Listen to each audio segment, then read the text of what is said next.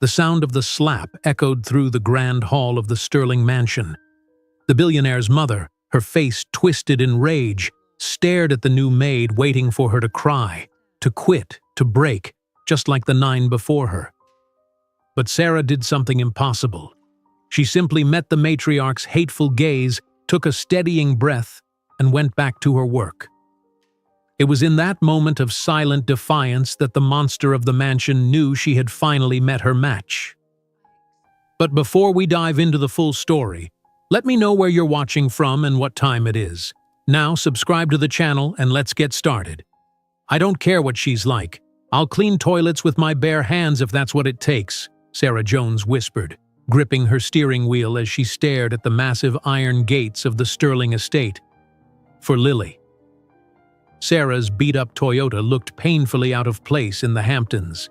Mansions lined the road like giants, their manicured lawns stretching for acres. The Sterling property dwarfed them all, with its stone walls and security cameras watching her every move. She pressed the intercom button, her hand trembling slightly.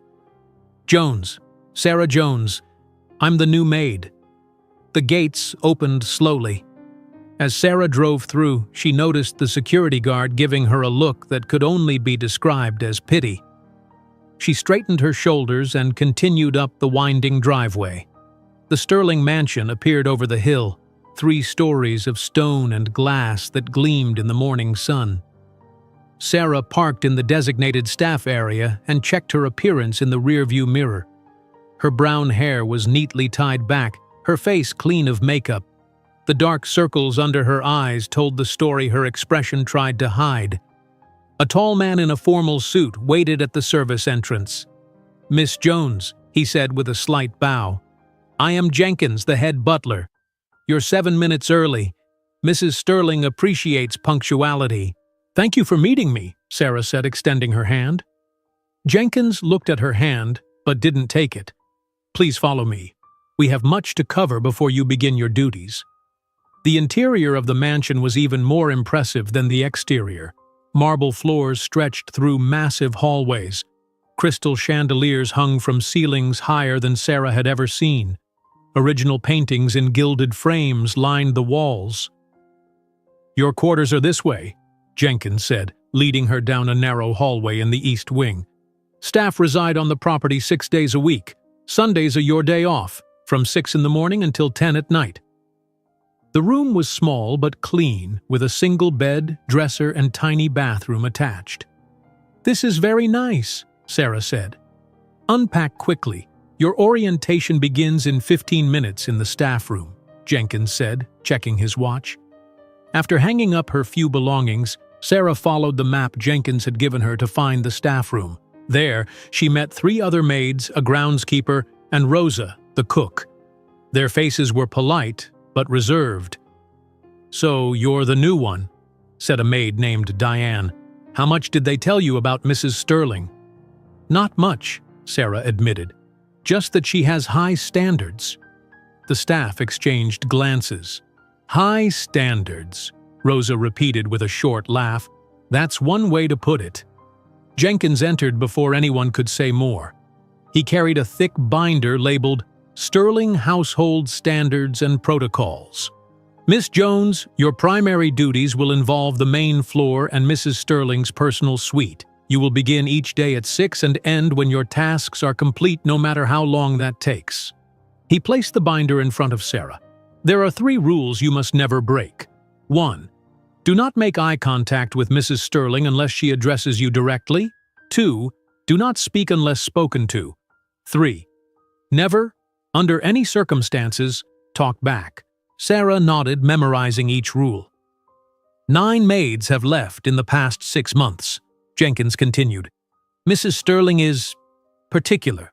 Her son, Mr. Arthur Sterling, owns this estate, but Mrs. Sterling runs the household."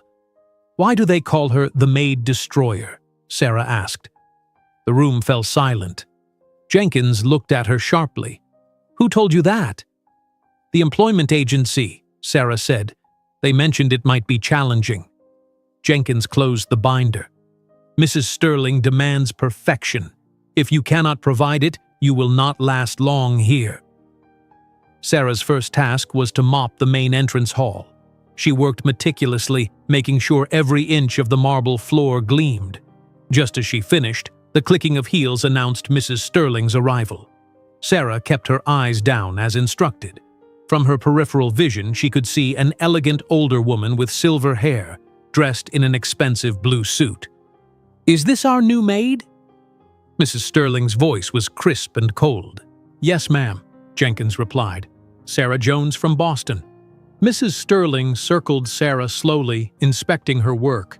Sarah felt like a specimen under a microscope. "The floor appears acceptable," Mrs. Sterling said finally.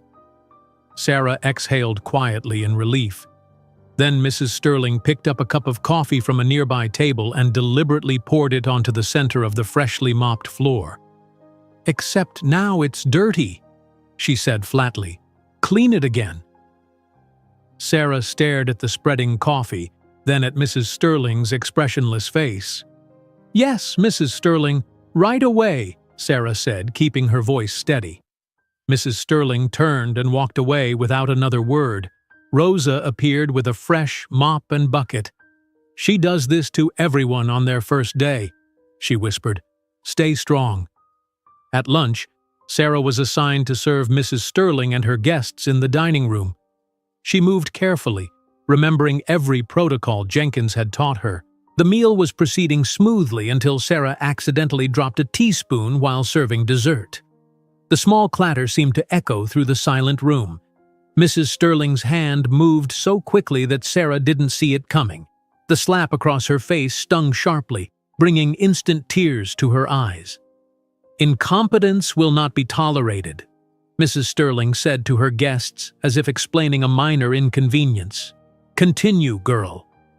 Sarah completed the service with a red mark blooming on her cheek and shame burning inside her chest. Not one guest acknowledged what had happened. The staff kept their eyes averted. That evening in her room, Sarah called the children's care facility where Lily was staying. "Hi, sweetie," she said when her daughter's small voice came on the line. "Mommy, how's the new job? Is your boss nice?" Sarah touched the mark on her cheek but forced cheerfulness into her voice. "It's great. The house is huge. You should see the gardens."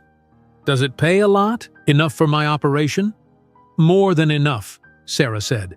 "The doctors will fix your heart before you know it." "I miss you," Lily said, her voice small. "I miss you too, baby. I'll visit on Sunday, okay? Put Nurse Betty back on the phone." After getting an update on Lily's condition, Sarah hung up and pulled out the resignation letter she'd written before even starting the job. It would be so easy to sign it, to walk away from this place and Mrs. Sterling's cruelty. She thought about the medical bills piling up. $300,000 for Lily's heart surgery. No insurance company would cover it due to her pre-existing condition. This job paid twice what Sarah could make anywhere else, enough to save the money in 3 months. Sarah tore the letter into tiny pieces. Unlike the 9 maids before her, Sarah Jones couldn't afford to quit. Her daughter's life depended on her endurance. She opened the household standards binder and began to memorize every page. If perfection was what Mrs. Sterling wanted, then perfection was what Sarah would deliver. She marked a small X on her pocket calendar. Day 1 of 90. 89 more days of whatever Mrs. Sterling could dish out. For Lily, she could endure anything. Sarah's alarm buzzed at 5 o'clock in the morning. Her hand reached out from under the thin blanket, finding the phone in the darkness of her small room. For a moment, she lay still, the events of yesterday replaying in her mind, the slap, the spilled coffee, the tears she had hidden from Lily. Day 2, she whispered to herself as she forced her tired body out of bed. The stone floor felt cold against her bare feet. Sarah showered quickly, the water barely warming before she had to step out. She put on her uniform, a gray dress with a white apron, and checked herself carefully in the mirror. Every wrinkle could become a reason for Mrs. Sterling to criticize her. At exactly 5:30, Sarah entered the main house through the service entrance. Jenkins was already there, clipboard in hand. "Good morning, Miss Jones. Your first task is to prepare the main living areas before the family wakes. Mrs. Sterling rises at 7. Breakfast is served at 7:30 precisely.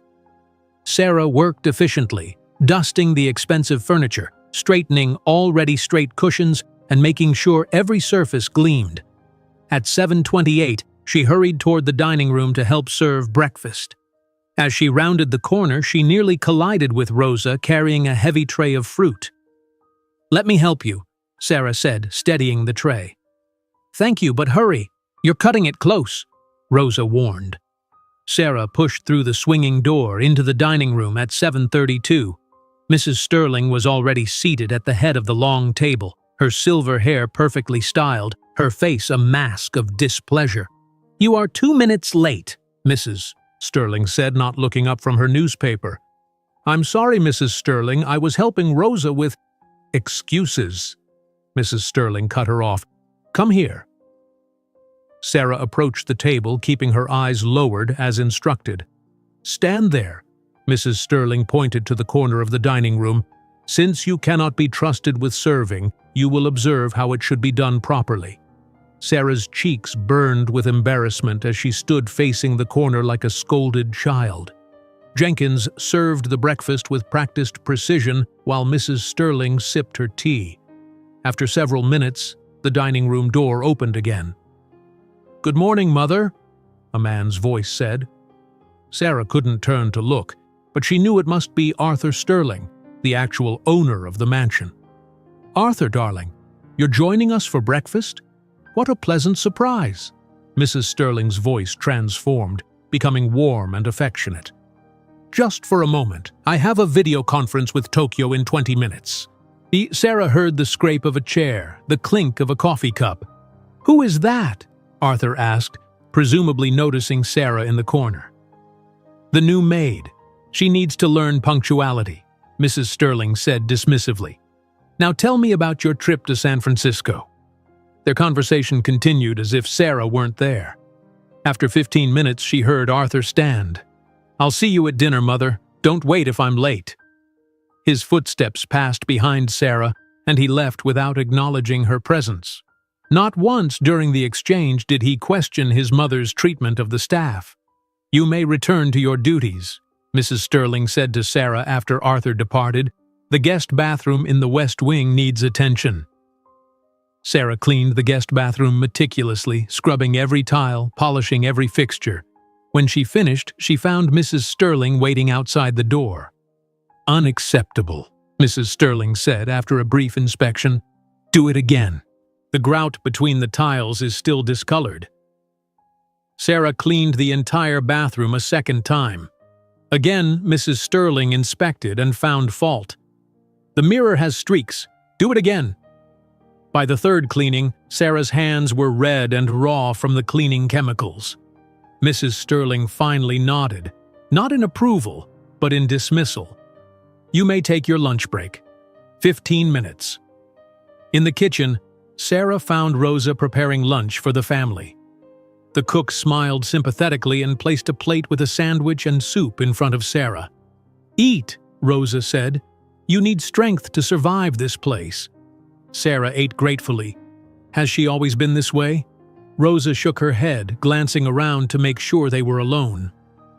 Number Mrs. Sterling changed after Mr. Sterling died 5 years ago. Before she was strict but fair, now? Rosa shrugged.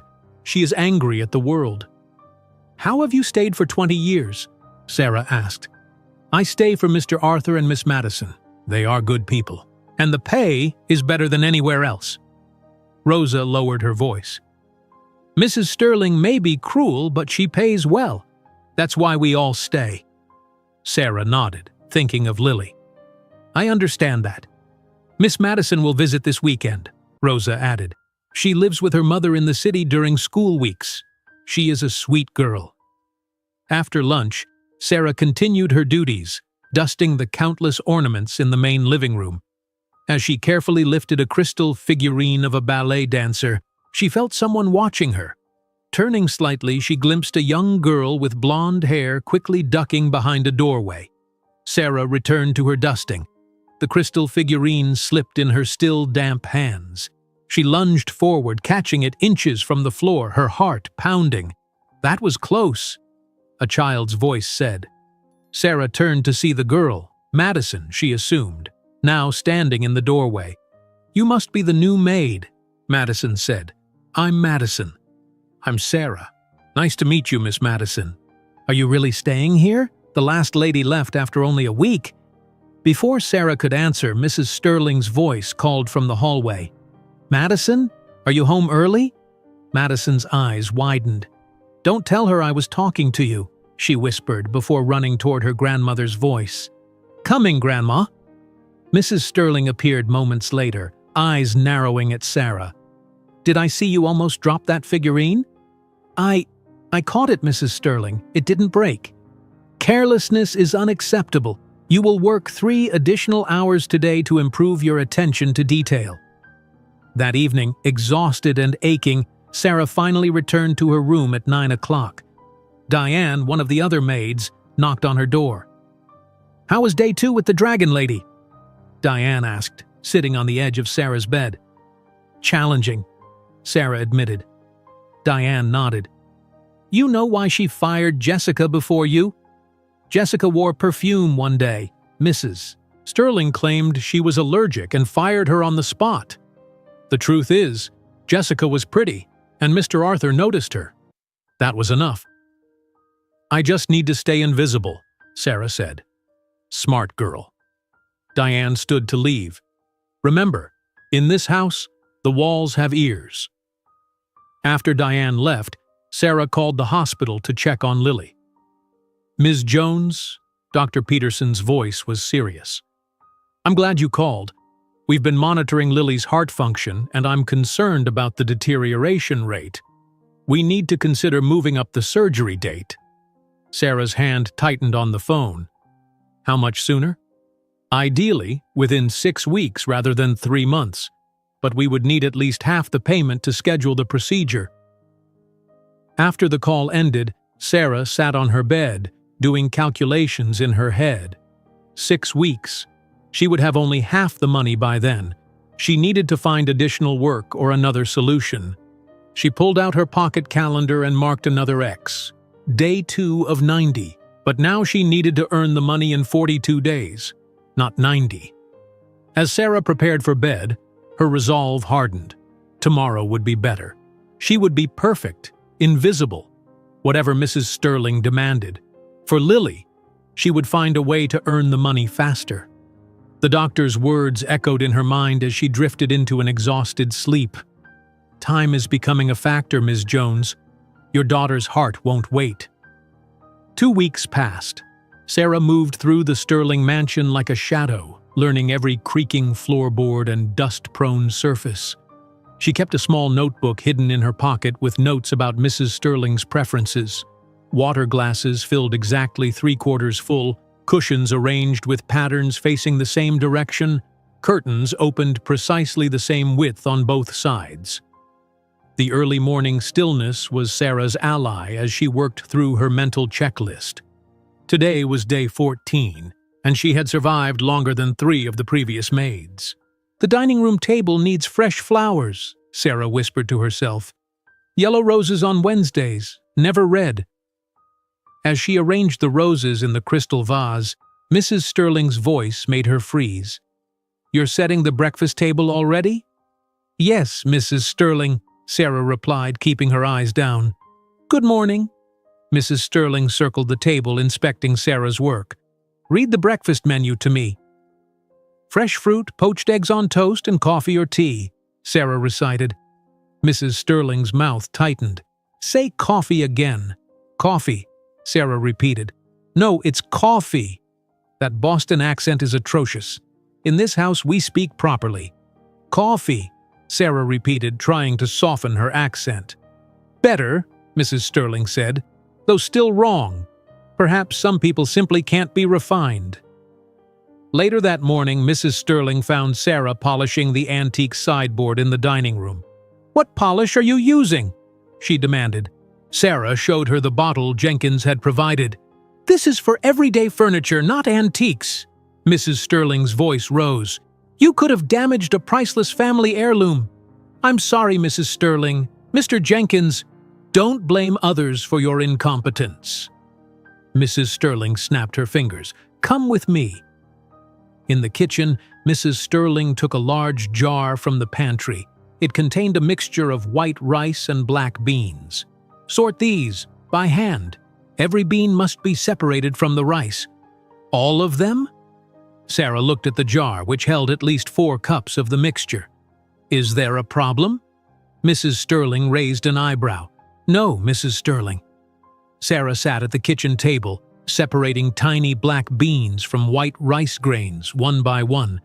Her back ached and her fingers cramped, but she continued methodically. After 2 hours, Rosa entered the kitchen to begin lunch preparations. "Still at it?" Rosa whispered as she passed. "She did this to me once, years ago." "How long did it take you?" Sarah asked quietly. 4 hours, but—" Rosa glanced around, then quickly poured a cup of water on the table next to Sarah. The water spread, dampening some of the rice and beans. "Oh, I'm so clumsy," Rosa said loudly. "Let me help clean this up." As she wiped up the mess, Rosa whispered, "The beans sink in water. Rice floats. Do small batches in the sink when she's not looking." Thanks to Rosa's trick, Sarah finished the task before dinner. Mrs. Sterling inspected the 2 separate containers without comment. "Prepare the library for dusting tomorrow," she ordered, walking away. The next day, Sarah entered the library with her dusting supplies. The vast room held thousands of books on floor-to-ceiling shelves. She sighed quietly, knowing it would take hours. She had dusted 3 shelves when she felt someone watching her. Turning slowly, she saw Madison peering around a bookcase. "Hi," Madison whispered. "Are you supposed to dust all these books?" "Yes, Miss Madison." Madison stepped fully into view. "That will take forever. Grandma takes her nap at 2 o'clock. She sleeps for exactly 45 minutes. Sarah glanced at the clock. 1:55. "I can help," Madison offered. "I know which books she actually touches and which ones are just for show." "That's very kind, but I could get in trouble if someone sees you helping." Madison grinned. "No one comes to the library except Grandma, and she'll be asleep. I'll listen for her footsteps." Once Mrs. Sterling's nap time began, Madison grabbed a dusting cloth and showed Sarah which shelves needed the most attention. "These history books here, Grandma reads them every week, and these photo albums." Madison pulled out a leather-bound album. "Look at these. This is Grandma when she was younger." Sarah hesitated, then looked at the photographs. A much younger Mrs. Sterling smiled from the pages, her arm linked with a tall, distinguished-looking man. "That's my grandfather," Madison explained. "Grandma was different when he was alive." She smiled more. "She looks happy," Sarah said softly. "She was. Dad says she changed after Grandpa died." Madison flipped through more pages. "See? Here she's laughing at a party." The woman in the photographs seemed like a different person from the cruel employer Sarah knew. "We better keep dusting," Sarah said, reluctantly closing the album. With Madison's help, they finished the important sections before Mrs. Sterling's nap ended. Madison slipped away just before her grandmother appeared in the doorway. "The top shelves are still dusty," Mrs. Sterling said. "Get the ladder from the maintenance closet." That evening in the kitchen, Rosa slipped extra food onto a plate and handed it to Sarah. "Take this to your room for later," she whispered. "You're too thin." "Thank you," Sarah said. "I don't understand why you're being so kind to me." Rosa smiled sadly. "We must help each other here. Tomorrow I will show you how to clean the marble floors in half the time." True to her word, Rosa demonstrated a faster cleaning technique the next day. Use 2 mops, one wet, one dry. Work backwards toward the door. Mrs. Sterling will never know the difference. Sarah's third unexpected ally emerged when she was polishing silver in the dining room. Mr. Jenkins entered, coughed loudly, and announced, "Mrs. Sterling will be inspecting the east sitting room in 5 minutes." Sarah hadn't cleaned that room yet. "Thank you," she said, hurrying to gather her supplies. Jenkins stopped her. "Miss Jones, Mrs. Sterling is in a particularly foul mood today. Her doctor called to reschedule her appointment." The warning was clear. Sarah spent extra time making sure the east sitting room was perfect. These small acts of kindness made the job bearable. Between Rosa's shortcuts, Madison's weekend help, and Jenkins' warnings about Mrs. Sterling's moods, Sarah developed a system that kept her mostly out of trouble. But on Friday afternoon, Sarah made a critical mistake. While dusting the family photos in the hallway, she took a moment to check her phone. She had missed 3 calls from Lily's doctor, worried she was looking at a photo of Lily when Mrs. Sterling's voice cut through her panic. Personal activities during work hours? Sarah quickly pocketed her phone. "I'm sorry, Mrs. Sterling. I was checking." "Hand it over." Mrs. Sterling extended her palm. "Please, Mrs. Sterling, my daughter is sick. I need to be able to receive calls from her doctor." "Your personal problems are not my concern. In this house you work without distractions." Mrs. Sterling's voice was ice. "The phone, now." Reluctantly, Sarah placed her phone in Mrs. Sterling's hand. "You may have it back on Sunday, your day off. Perhaps this will teach you to focus on your duties." That night, Sarah sat on her bed, tears streaming down her face. Without her phone, she had no way to contact Lily or her doctor. A soft knock on her door startled her. Madison stood there holding a tablet. "Rosa told me what happened," she whispered. "You can use my tablet to call your daughter." "Thank you," Sarah said, overwhelmed by the girl's kindness. Madison showed her how to make a video call. Soon, Lily's pale face appeared on the screen. "Mommy, I miss you." "I miss you too, sweetheart. How are you feeling?" "Tired. The doctor gave me new medicine. He says my heart needs extra help." Sarah forced a smile. "The medicine will make you stronger. Are you being good for Nurse Betty?" "Yes. When will you visit again?" "On Sunday. I'll bring you a surprise." After the call, Sarah returned the tablet to Madison. "Thank you so much." "Keep it tonight," Madison said. "Just give it back before breakfast." As Madison turned to leave, she added, "I heard Dad talking to Grandma. He's coming home for a whole week starting Monday." "Is that good?" Sarah asked. Madison shrugged. "Dad's nice, but Grandma gets weird when he's here. She tries to make everything perfect." After Madison left, Sarah heard the maids talking in the hallway. "Mr. Arthur will be home all next week," Diane said. "You know what that means." "Double the work, triple the criticism," another maid replied. "Mrs. Sterling always shows off when he's home." Sarah lay back on her bed thinking about the challenges ahead. A full week of Mrs. Sterling at her worst. But she also had allies now. Rosa, Madison, and even Mr. Jenkins in his formal way. She mentally calculated the money she'd earned so far. Not enough. Not nearly enough for Lily's surgery in 6 weeks. As she drifted to sleep, Sarah remembered the photographs of the younger Mrs. Sterling, smiling, happy, different. The woman who existed before grief turned her cruel. Tomorrow was Saturday. The house would be busy with preparations for Arthur's arrival. Sarah would need every trick she'd learned to survive the coming week. Saturday morning brought chaos to the Sterling mansion. Staff members rushed through hallways, polishing silver that already gleamed and dusting surfaces that had been cleaned the day before. "The master bedroom needs fresh sheets," Jenkins announced to the gathered staff. "The flowers must be replaced in all common areas. Windows will be washed again. Miss Jones, you will assist in the dining room preparation." Sarah nodded, watching the normally composed butler check his watch repeatedly. "Why is everyone so nervous?" Sarah whispered to Rosa as they arranged crystal glasses on the dining table. "Mr. Arthur pays our salaries," Rosa replied quietly. "But more importantly, Mrs. Sterling becomes different when he visits. She needs everything to be perfect."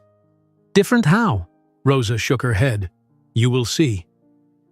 At exactly 11 o'clock, a sleek black car pulled into the circular driveway. Sarah watched from the window as Madison burst through the front door and ran down the steps. "Daddy!" Madison's voice carried through the open windows as she threw herself into her father's arms. Mrs. Sterling appeared in the entrance hall, checking her reflection in the mirror. She smoothed her already perfect hair and straightened her pearl necklace. "He's here," she said to Jenkins. Her voice held an emotion Sarah hadn't heard before: nervousness. Sarah stepped back from the window as Mrs. Sterling walked outside. Through the glass, she watched the older woman greet her son with a formal kiss on the cheek. Arthur Sterling was tall and handsome, with dark hair showing touches of gray at the temples. He wore casual clothes, expensive but simple. His easy smile for Madison vanished when he turned to his mother, replaced by a polite, distant expression. "Mother, the house looks the same as always." "We've been preparing all week," Mrs. Sterling replied. "I had the east wing completely refreshed for you." Arthur glanced at his watch. "I'll be working most of this visit. The Tokyo acquisition is at a critical stage." Mrs. Sterling's smile faltered slightly. "Of course, I've prepared your office." That afternoon, Sarah was assigned to serve coffee during Arthur's business meeting. She entered the study quietly, carrying a silver tray with coffee and cookies. 5 men in expensive suits sat around a table covered with papers. Arthur stood at the head, pointing at something on a laptop screen. The profit margins in the third quarter exceeded projections by 17%, one man was saying. Sarah moved around the table, filling coffee cups without interrupting. Most of the men didn't even look at her. She might as well have been invisible. When she reached Arthur, he paused briefly in his discussion. "Thank you," he said, making eye contact with Sarah for the first time. He gave a small nod of appreciation before returning to the meeting. That simple acknowledgement, being seen as a person rather than a piece of furniture, felt strange after weeks of Mrs. Sterling's treatment. As Sarah left the room, Mrs. Sterling was waiting in the hallway. "Was my son pleased with the coffee service?" she asked. "Yes, Mrs. Sterling. Mr. Sterling thanked me." Mrs. Sterling's eyes narrowed. "The cup should be filled exactly 3/4 full. That last one was nearly to the top. Next time, be more precise." At dinner that evening, Sarah assisted Jenkins with serving the main course. Arthur and Madison sat on one side of the table, Mrs. Sterling on the other. "The salmon is excellent," Arthur said after several minutes of silence. "Sarah, tell Rosa the salmon meets Mr. Sterling's approval," Mrs. Sterling directed. Before Sarah could leave, Arthur added, "And please thank her directly from me. The sauce is particularly good." "Yes, Mr. Sterling," Sarah replied. "Sarah has been with us for just over 2 weeks," Mrs. Sterling said. "She's still learning proper service." Arthur looked at Sarah again. "Well, I find her service efficient and unobtrusive. Exactly what good service should be." Mrs. Sterling's face tightened with displeasure. Sarah quickly retreated to the kitchen. "Mr. Sterling likes the salmon," she told Rosa. "He specifically asked me to thank you for the sauce." Rosa smiled. "He is a good man. Too busy, but good." Later that night, Sarah was collecting linens from the hallway closet when she heard raised voices from Arthur's study. The door was slightly ajar. "Madison needs structure and the best education possible," Arthur was saying. "The Westlake Academy has an excellent reputation." "She's 12 years old," Mrs. Sterling replied sharply. "Too young for boarding school. She needs family." "Like I had family?" Arthur's voice turned cold. "I recall being shipped off to boarding school at 10. "That was different. Your father insisted." "Yes, father always insisted, and you always agreed. At least be honest about it, mother." Sarah knew she should walk away, but she couldn't move. "I will not have this argument again," Mrs. Sterling said. "Madison stays where she can visit regularly. I won't lose my only grandchild too." "Lose? You see me every month. Seeing isn't the same as knowing, Arthur. You've built walls so high even Madison struggles to reach you." Sarah backed away quietly, not wanting to be caught eavesdropping. The conversation revealed cracks in the Sterling family that explained some of Mrs. Sterling's bitterness. The next morning, Sarah's phone rang during her break. Mrs. Sterling had returned it as promised on Sunday. "Ms. Jones?" Dr. Peterson's voice was serious. "I've received Lily's latest test results. Her heart function has decreased another 8% since last week." Sarah gripped the phone tighter. "What does that mean?" "It means we can't wait 6 weeks for the surgery. We need to move it up to 3 weeks from now, 4 at the most." 3 weeks? Sarah's voice shook. "But I don't have enough money yet. The hospital said they need half the payment to schedule the surgery." "That's still the case. We need at least $150,000 to secure the surgical team and facility." After the call, Sarah sat on her bed trying not to panic. She had earned almost $30,000 so far. She needed 5 times that amount in just 3 weeks. An idea formed in her mind. Arthur Sterling was a billionaire. Perhaps he needed additional household help, something she could do on her day off to earn extra money. That afternoon, she saw Arthur walking alone toward his study. This might be her only chance. She approached him in the hallway. "Excuse me, Mr. Sterling, could I speak with you for a moment?" Arthur turned, looking mildly surprised. "Yes?" Before Sarah could continue, Mrs. Sterling appeared from around the corner. "Sarah, what are you doing?" Her voice was sharp with anger. "I was just—" "Staff do not approach family members directly. You know the rules." Mrs. Sterling grabbed Sarah's arm and pulled her away. "Arthur, I apologize for the interruption." Arthur frowned slightly but continued to his study without comment. In the kitchen, Mrs. Sterling's face was flushed with anger. "You were trying to go behind my back. To what end? Complain about me? Ask for a raise?" "No, Mrs. Sterling, Silence! Your punishment is to clean the East Wing. All of it. Today." The East Wing was a rarely used section of the mansion with 20 rooms, most of them covered in dust cloths. It would take days to clean properly. "But my regular duties will still need to be completed. You'll simply have to work until everything is done." Sarah spent the rest of the day and evening cleaning the East Wing. Room after room of furniture that needed polishing, floors that needed scrubbing, windows that needed washing. At midnight, she was only halfway done. Around 1 in the morning, Sarah heard a soft footstep behind her. She turned to see Madison in pajamas carrying a sandwich wrapped in a napkin. "You missed dinner," Madison whispered, "and lunch." "Thank you," Sarah said, accepting the sandwich gratefully. "Does your grandmother know you're awake?" Madison shook her head. "She's being extra mean because Dad's home. She always tries to show him she's in control of everything." "You should go back to bed before someone finds you here." Madison hesitated. "Is your daughter really sick? I heard Grandma talking to Dad about it." "Yes, she needs heart surgery." "Is that why you tried to talk to my dad today? To ask for help?" Sarah nodded, surprised by the girl's perception. "I could ask him for you," Madison offered. "That's very kind, but I need to handle this myself." After Madison left, Sarah continued cleaning until 2:30 in the morning. Finally finished, she dragged herself back to her room. She checked her phone one last time for messages from the hospital. Instead, she found a text from an unknown number. "Meet me in the garden house at 6 a.m. before anyone wakes up. I want to help with your daughter." Sarah stared at the message, too exhausted to process it fully. Was it from Arthur? Or was it a trap set by Mrs. Sterling to catch her breaking more rules? Either way, Lily needed that surgery. Sarah set her alarm for 5:30, knowing that whoever sent the message represented either salvation or destruction. Despite only 3 hours of sleep, Sarah woke before her alarm. The mysterious text message had troubled her dreams. She dressed quickly in the dark and slipped out of her room.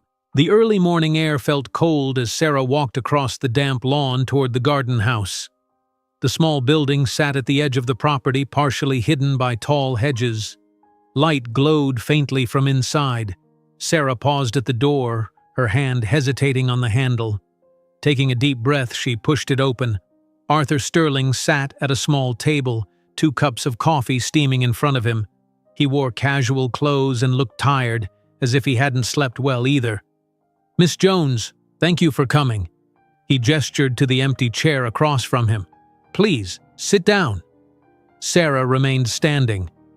"How did you get my phone number, Mr. Sterling?" "Madison gave it to me." Arthur pushed one of the coffee cups toward her. "She told me about your daughter Lily, about the heart surgery she needs." Sarah slowly sat down. "Madison shouldn't have.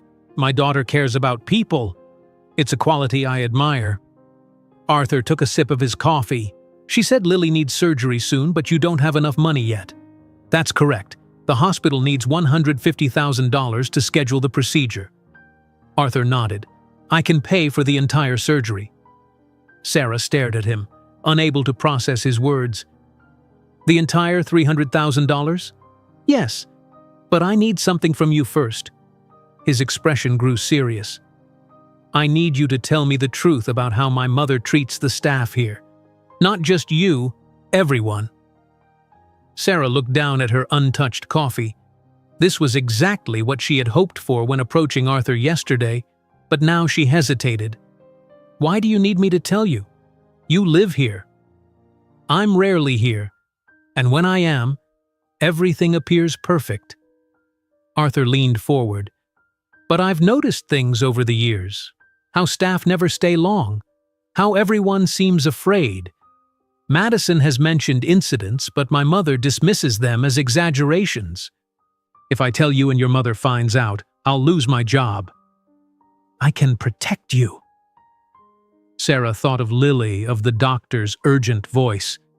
Then she thought of Mrs. Sterling standing over her while she sorted rice and beans for hours, of the slap on her first day, of the constant criticism. "She's cruel," Sarah said quietly. "She makes tasks impossible on purpose. She insults us, makes us redo work that's already perfect. Last week, she took my phone away when I needed to check on my sick daughter." Arthur's face darkened. "Go on." "She slapped me on my first day for dropping a spoon. She makes staff stand in corners like children. Yesterday, she made me clean the entire East Wing as punishment for trying to speak to you." "And the others? Rosa? Jenkins?" "Rosa has endured it for 20 years because the pay is good. Jenkins keeps his head down and warns us when Mrs. Sterling is in a bad mood. 9 maids quit in 6 months before me." Arthur was about to respond when the door to the garden house flew open. Mrs. Sterling stood there, her face twisted with fury. "So this is what you've been plotting," she said, her voice dangerously quiet. "Secret meetings with my son." "Mother, this isn't what you think," Arthur began. "Isn't it? First, she tries to approach you in the hallway. Now I find you alone together at dawn."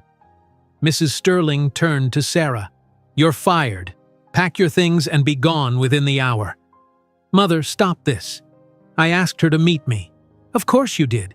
You've always had a weakness for pretty faces in need of rescue." Mrs. Sterling's voice dripped with contempt. "Just like your father. This is about Lily, her daughter who needs heart surgery." "Another sob story to loosen your wallet?" Mrs. Sterling laughed coldly. "Arthur, when will you learn?" Sarah stood up, her cheeks burning with humiliation. "I'll go pack my things, Mrs. Sterling." "Sarah, wait!" Arthur called, but she was already walking toward the door. Mrs. Sterling blocked her path. "You came into my home and tried to manipulate my son against me. Did you think I wouldn't notice?" "I just wanted to help my daughter," Sarah said, fighting back tears. "Get out of my sight." Back in her room, Sarah threw her few belongings into her suitcase. Her hands shook as she folded her uniforms. Without this job, Lily's surgery would have to wait.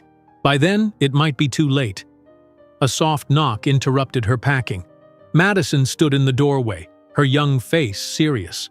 "Are you really leaving?" she asked. "Your grandmother fired me." Madison entered the room and handed Sarah a folded piece of paper. "This is my dad's private number. He told me to give it to you." "Madison, I can't. He wants to help. Really."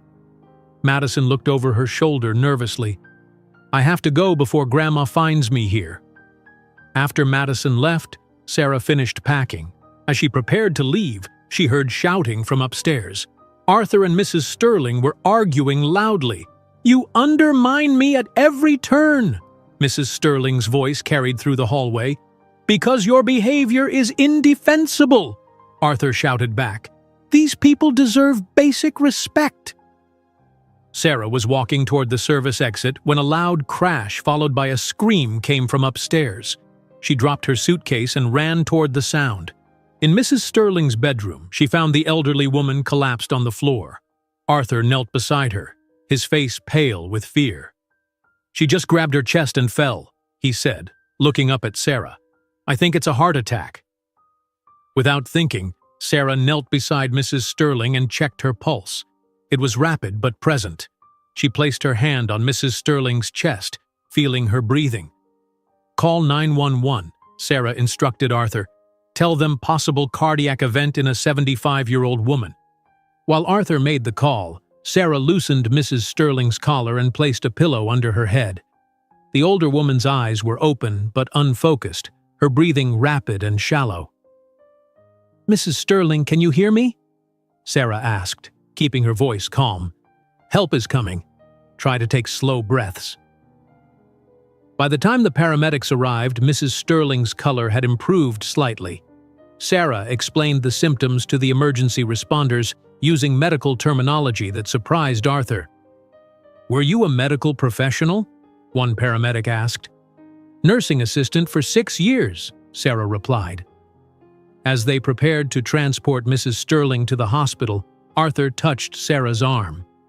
"Ride with us in the ambulance," he said. "Please."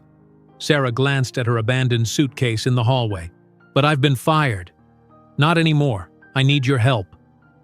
At the hospital, doctors examined Mrs. Sterling while Sarah and Arthur waited in silence. Finally, a doctor approached them. "Mrs. Sterling experienced a severe panic attack, not a heart attack," the doctor explained.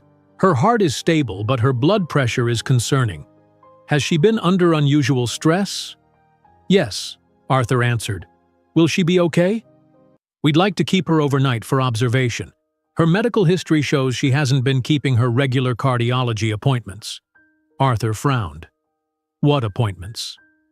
"I wasn't aware of any heart issues." "According to our records, Mrs. Sterling has been treated for hypertension for the past 3 years. She was supposed to have monthly monitoring, but she's missed the last 6 appointments." After the doctor left, Arthur turned to Sarah. "She never told me about any heart condition." "People sometimes hide medical problems from family," Sarah said. "They don't want to worry them. Or they don't want to appear weak," Arthur added, running a hand through his hair. "I should have paid more attention." A nurse approached them. "Mrs. Sterling is awake. She's asking for her son." Arthur stood. "Come with me." "I don't think that's a good idea." "I insist." They entered the hospital room together. Mrs. Sterling lay in bed looking smaller and older than Sarah had ever seen her. When she noticed Sarah, her eyes widened. "What is she doing here? I fired her." "And I rehired her," Arthur said firmly. "Sarah helped you during your attack. She knew exactly what to do because she used to be a nursing assistant, something you would have known if you'd bothered to read her application thoroughly." Mrs. Sterling stared at Sarah with an unreadable expression. "Furthermore," Arthur continued, "I'm paying for her daughter's heart surgery. That's not negotiable." "Arthur, no, Mother. This time I'm making the decisions." Arthur's voice was gentle but firm. "We'll talk more when you're feeling better." After Arthur stepped out to speak with the doctor again, Sarah turned to follow him. Mrs. Sterling's voice stopped her. "You told him everything, didn't you?" The question held no anger, only resignation. Sarah turned back. "Not everything, just enough." Mrs. Sterling studied her face for a long moment. When she finally spoke, her voice had lost its usual sharp edge. "Why did you help me? After everything I've done, you could have just walked away." Sarah thought about her answer carefully. "Because that's not who I am." Mrs. Sterling closed her eyes, suddenly looking exhausted. When she opened them again, something had changed in her gaze, a small crack in the hard shell she presented to the world. 3 days after her episode, Mrs. Sterling returned to the mansion. The staff lined up in the main hall as Jenkins helped her through the front door. She looked different. Still elegant in her tailored outfit, but somehow smaller, less imposing. "Welcome home, Mrs. Sterling," Jenkins said formally. Mrs. Sterling nodded slightly, her eyes scanning the gathered staff until they found Sarah. For a moment, their gazes met. Instead of the anger Sarah expected, she saw something new: uncertainty. Arthur appeared behind his mother, carrying her small overnight bag despite the butler's attempt to take it. "Mother needs rest," Arthur announced. "She'll be taking meals in her room today." As the staff dispersed to their duties, Sarah felt caught in limbo. 3 days ago, Mrs. Sterling had fired her. Then Arthur had rehired her while his mother lay in a hospital bed. What was her position now? Rosa found Sarah in the kitchen, staring at a list of daily tasks. "You look lost," Rosa said gently. "I don't know what I'm supposed to do," Sarah admitted. "Should I clean Mrs. Sterling's room? Prepare her meals? Stay away completely?" Rosa patted her hand. "Mr. Arthur called a staff meeting in 10 minutes. Maybe we will get answers." In the staff dining room, Arthur stood at the head of the table, looking tired but determined. "I've extended my stay indefinitely," he began. "My mother's health requires closer attention than I realized." The staff exchanged glances. This was unprecedented. "There will be some changes to household operations," Arthur continued. "Jenkins will coordinate daily activities, but all staff dismissals must now go through me personally." His eyes found Sarah briefly. "My mother will be resuming limited duties as she recovers. Please direct any concerns to me or to Jenkins." Arthur checked his watch. "That's all for now. Thank you." As the meeting broke up, Arthur approached Sarah. "May I speak with you privately?" In the small study off the main hall, Arthur closed the door. "I've made arrangements for your daughter," he said. "She's being transferred to Mount Sinai Children's Hospital in New York. The surgical team there specializes in pediatric heart conditions." Sarah's eyes widened. "That's one of the best hospitals in the country. I made an initial payment of $150,000 to secure the surgical team. The procedure is scheduled for 6 weeks from now." "I don't know how to thank you," Sarah said, her voice catching. "You don't need to thank me. It's the right thing to do." Arthur ran a hand through his hair. "About my mother, has she said anything about me?" "Not directly. She hasn't spoken much at all since we returned." Arthur sighed. "The doctor says that's normal after what she experienced. Her body is physically fine, but the panic attack was severe." "Should I stay away from her?"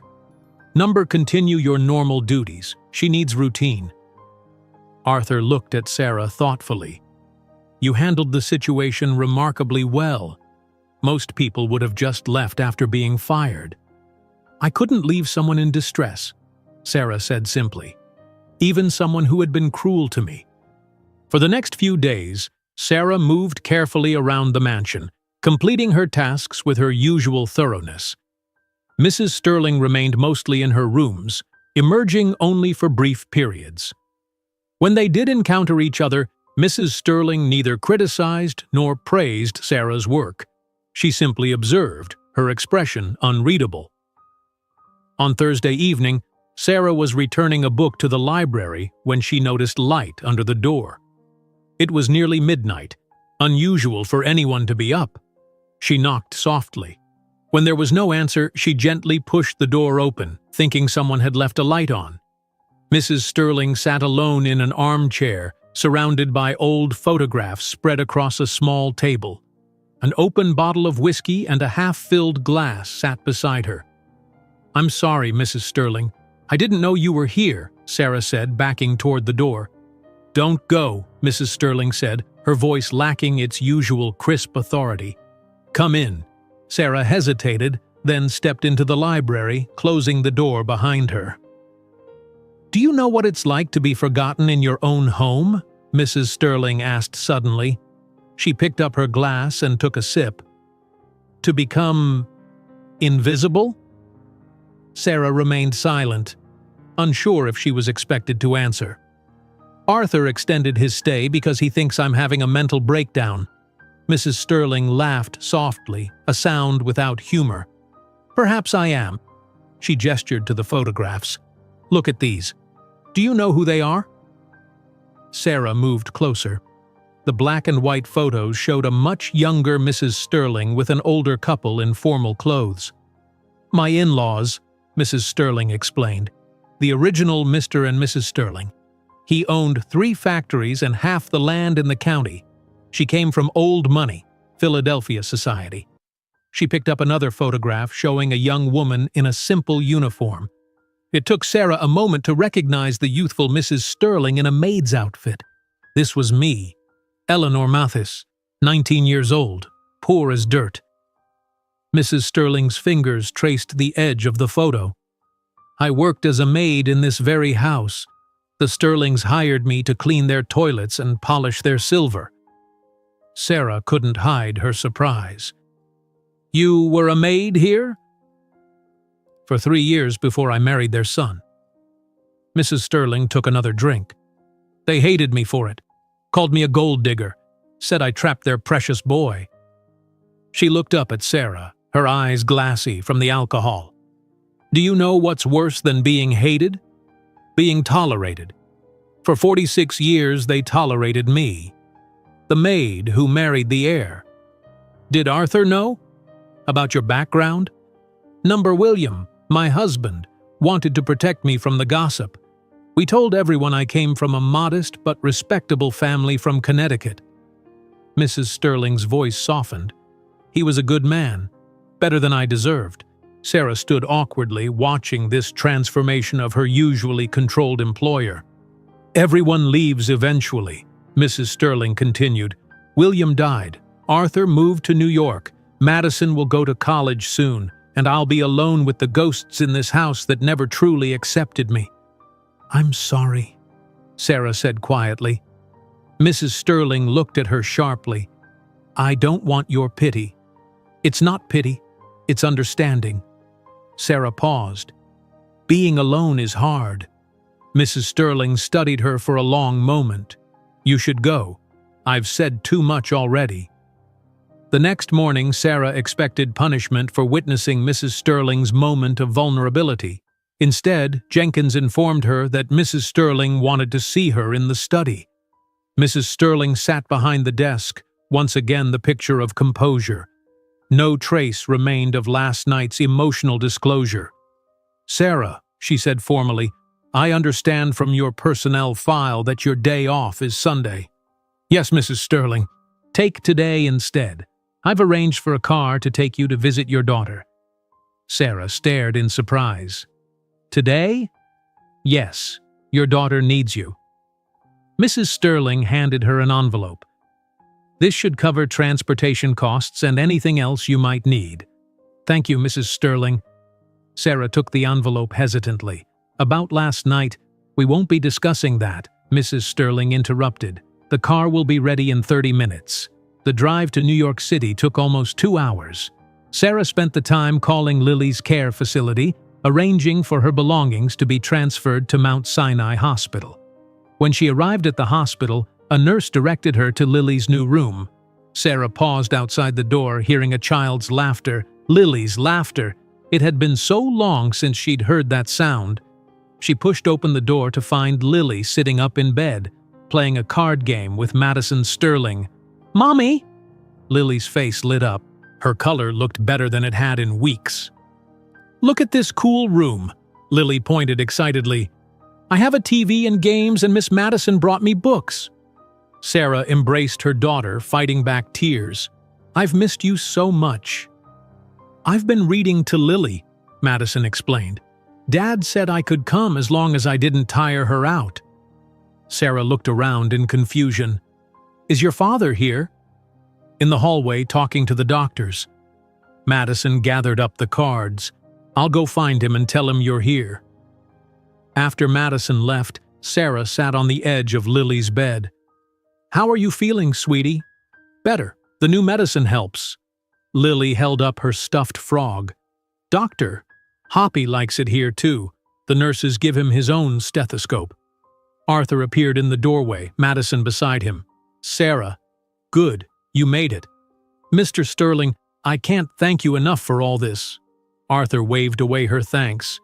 Madison, why don't you show Lily the books we brought from the gift shop? While the girls examined a pile of colorful books, Arthur led Sarah into the hallway. The doctors are pleased with Lily's response to the new medication, he said. It's stabilizing her condition until surgery. Did your mother really arrange this visit? Sarah asked. Arthur nodded. It was her idea. She called the car service herself. Has she said anything about what she told me last night? What did she tell you? Sarah hesitated. That's not my place to say. Arthur's expression grew serious. My mother has never been one to share personal information. Whatever she told you must have been important to her. They watched through the window as Madison read to Lily, both girls smiling. I never knew she was a maid, Arthur said suddenly. All my life I thought she came from a middle-class family. Finding out now after all these years. He shook his head. It explains so much about her. She was afraid of being seen as an imposter, Sarah said quietly, of not belonging. So she became the thing she feared most, the cruel employer. Arthur sighed. The irony would be funny if it weren't so sad. When Sarah returned to the Sterling mansion that evening, she found Mrs. Sterling in her private sitting room, a file open on her lap. Sarah recognized her own personnel folder. Thank you for the day off, Mrs. Sterling, Sarah said from the doorway. Mrs. Sterling looked up. You didn't mention in your application that you were a certified nursing assistant. I didn't think it was relevant to a housekeeping position. 6 years at Boston Memorial Hospital, specialized training in cardiac care. Mrs. Sterling closed the file. Why did you leave healthcare? When Lily's condition worsened, I needed more flexible hours to care for her. Sarah paused. And then when her father left, I couldn't manage the schedule anymore. Mrs. Sterling's face remained impassive, but something in her eyes softened slightly. Lily looks much better at the new hospital, Sarah added. Thank you for arranging my visit today. Mrs. Sterling nodded, a barely perceptible movement. Your daughter has quite taken with Madison. They seem to have become friends. Mrs. Sterling was quiet for a moment. My granddaughter has few friends her own age. She finds it difficult to connect with other children. Lily has the same problem. Children don't always know how to act around someone who is sick. Mrs. Sterling stood, signaling the end of the conversation. You should rest. Tomorrow's schedule will be busy.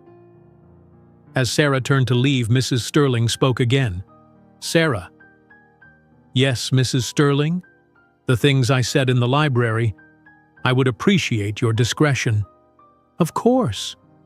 Mrs. Sterling studied her face, searching for something. Why are you different from the others? 9 maids left. Why did you stay even after everything I've done? I needed the job, Sarah answered honestly. But it's more than that now. I think people can change, even when they don't believe it themselves. Mrs. Sterling's expression remained unreadable, but her voice carried a new tone, respect, when she finally replied, We shall see. The following morning, Sarah found a note slipped under her door requesting her presence in Mrs. Sterling's private sitting room at 9 o'clock. She wondered if their conversation last night had somehow changed things between them. Sarah knocked at exactly 9 o'clock. Enter, Mrs. Sterling called. The sitting room was smaller than the formal rooms downstairs, but still elegant with pale blue walls and silver-framed photographs. Mrs. Sterling sat in a high-backed chair, a stack of papers on the small table beside her. Close the door, she instructed. Sarah did as she was told, then stood waiting. Mrs. Sterling studied her for a long moment. I have a proposition for you, Mrs. Sterling finally said. In addition to your regular housekeeping duties, I would like you to serve as my personal health assistant. Sarah blinked in surprise. Your health assistant? Yes, you have medical training that I find potentially useful. Mrs. Sterling picked up a small pill organizer. I need someone to organize my medications, check my blood pressure daily, and accompany me to doctor appointments. Does Mr. Arthur know about this arrangement? Mrs. Sterling's eyes narrowed slightly. Number. And I prefer to keep it that way for now. My health is my business, not my son's. I'm not comfortable keeping secrets from Mr. Sterling. It's not a secret, it's privacy. Mrs. Sterling set down the pill organizer. I'm offering to double your salary again for these additional duties. Sarah tried to hide her reaction, but the amount was significant. Double her already doubled salary would mean earning the money for Lily's aftercare much faster. What exactly would my responsibilities include? Sarah asked. Organizing my medications, monitoring my vital signs, accompanying me to appointments, and maintaining confidential records. Mrs. Sterling's voice became businesslike. I have appointments that Arthur doesn't know about. I need someone discreet. Why me? Why not a professional nurse? Because you've already seen me at my worst and didn't take advantage of it. Mrs. Sterling's gaze was direct. And because you need the money for your daughter's care after her surgery. Sarah considered the offer. The money would help tremendously, but there was something more important happening here. Mrs. Sterling was trusting her. I'll do it, Sarah said. But if I believe your health is in serious danger, I will tell Mr. Sterling. Fair enough. Mrs. Sterling handed her a folder. Here's my medication schedule and upcoming appointments. I see Dr. Brennan tomorrow at 10 in the morning. We'll leave at 9:30. The next day, Sarah drove Mrs. Sterling into town in one of the family's less conspicuous cars. Neither spoke much during the journey. At the doctor's office, Mrs. Sterling checked in under the name Eleanor Mathis, her maiden name. Mrs. Sterling doesn't exist here, she explained quietly to Sarah. Too many curious nurses who talk too much. In the examination room, Dr. Brennan, an older man with kind eyes, greeted Mrs. Sterling warmly. Eleanor, good to see you. How have you been feeling since the hospital? The same. Some memory lapses. Moments of confusion. Sarah listened carefully. Mrs. Sterling had never mentioned memory problems. Any more panic attacks? Dr. Brennan asked. Number, but the fear is still there. Mrs. Sterling's voice had lost its usual confidence. Sometimes I forget simple things. Names, where I put things. It's getting worse. Dr. Brennan nodded. The tests from the hospital show no evidence of stroke or serious neurological issues. But given your family history, we should monitor closely. My mother was diagnosed with dementia at 78, Mrs. Sterling said to Sarah. By 80, she didn't recognize any of us. Dr. Brennan reviewed Mrs. Sterling's medications, then made some recommendations. Less stress, more sleep, and meaningful social connections. Isolation makes cognitive symptoms worse. On the drive back to the mansion, Mrs. Sterling stared out the window. My mother lived for 8 years after her diagnosis, she said suddenly. 8 years of slowly disappearing. By the end, she was a stranger in a familiar body. Medicine has advanced a lot since then, Sarah offered. Perhaps, but the fear remains. Mrs. Sterling turned to face her. I need you to watch for signs. If I start to forget important things or behave erratically, make a note of it. I will. And don't tell Arthur. Not yet. Over the next few days, Sarah settled into her new routine. Each morning, she checked Mrs. Sterling's blood pressure and organized her pills for the day. During the day, she performed her regular housekeeping duties. In the evenings, she spent 30 minutes with Mrs. Sterling, reviewing any symptoms or concerns. A tentative trust began to form between them. Mrs. Sterling was still demanding about household matters, but the cruelty had faded. She no longer made staff redo tasks for no reason or invented impossible challenges.